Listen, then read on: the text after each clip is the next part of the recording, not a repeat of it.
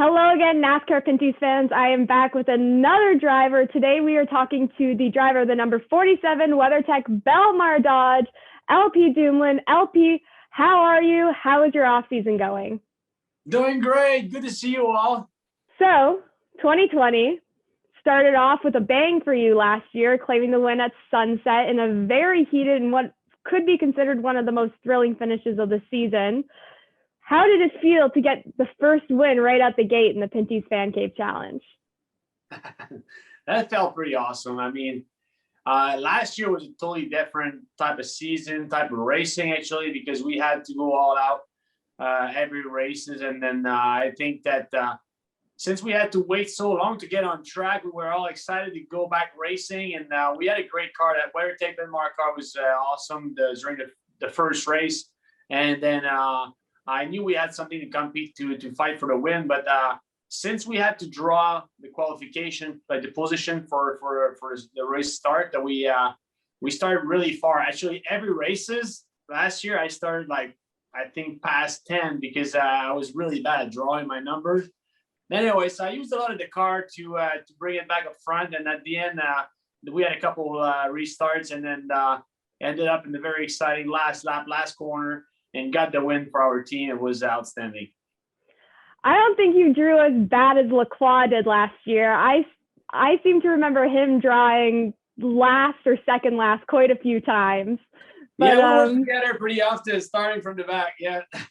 Yeah, drawing that qualifying was definitely a shakeup to the starting positions last season. But how did you think your entire 2020 season went in general?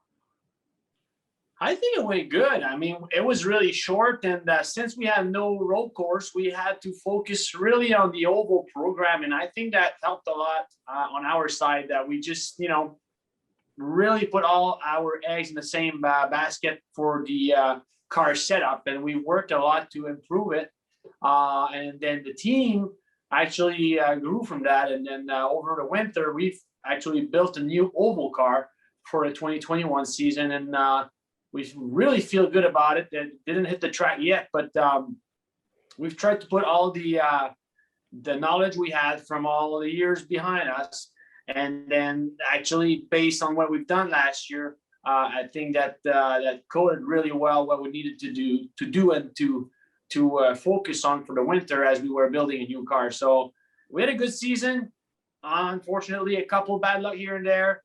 The engine blew second race at Sunset, and then we had a great car for Ducastle race 2, but an incident in front of us that we could not avoid took us away from the podium, or maybe not a win, who knows. But anyways, it's live and learn, and I think that everybody at WeatherTech and Benmar were happy that we were back on track in those conditions, because we know it was a really hard year for everybody. How does it feel having a sponsor like WeatherTech behind you, especially in such a year that was so tough for so many companies? Oh, it means the world for us. I mean, WeatherTech has been there. It's going to be our 10th season together in 2021. So they've always been behind us in the ups and downs. And then last year was a tough year for everybody, but they were right there saying, "Out, Pete, just keep going. We'll find a way to make things happen," and we did.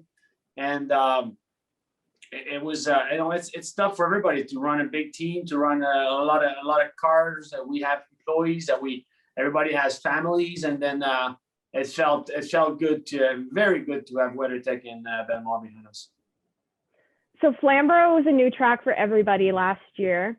What did you learn about the track? How did you like it? Are you excited to see it back on the schedule for this season? Actually, the venue is really nice. The people that take care of it are very nice people as well. There's a lot of history in that track. I know that it's a home track for a lot of those guys. I mean, it's totally fine. I mean, we were fighting with them, and I felt that there was a lot to learn still. Obviously, every weekend we learn, but I mean that we left the track with a lot of some unknown, like setup wise, because we didn't have the time to practice much. But still, very great, like very nice place, great venue, great people, and then hopefully we can we go back this season, but we maybe make it like a track we go every year. Yeah, and those burgers there are pretty good too. I don't know if you had one of their flam burgers. Yeah, I've heard about it, but we didn't have time. Everything went really quick that day. Yeah, the schedules were super compact, and we do have a number of doubleheaders on the schedule this year. And looking at the 2021 schedule, GP3R and CTMP are set to make a return to tracks that you have a few wins at. First of all, let's talk about that historic win at GP3R in 2019 with your brother JF on the podium with you. That must have just been a highlight moment for your career. It was outstanding. I mean, as I said before, we couldn't imagine the movie scenario being better than that. I mean, everything went perfect that weekend. 50 years of for the GP3R, but 50 years for Dumoulin competition. My dad, my uncle, my family was there, and we ended up JF and I on the podium. I got the win. JF got third, but in front of our friends, family, partners, sponsors. That's been like, I got WeatherTech Benmar, but I had other people that's been helping us since the beginning of our career.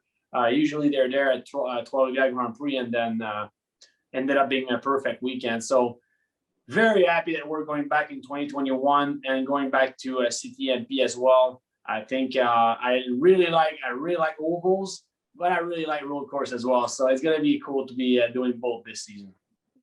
So besides GP3R and CTMP, and I guess Sunset as well, what other tracks on the schedule do you think you guys can steal a win at?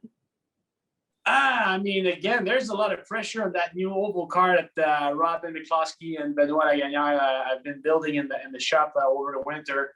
It was a challenge for them as well with all the COVID protocol we had to go through as well. But I think that we're expecting a lot from that new baby we have in the shop, and we hope we can do well at many tracks on oval.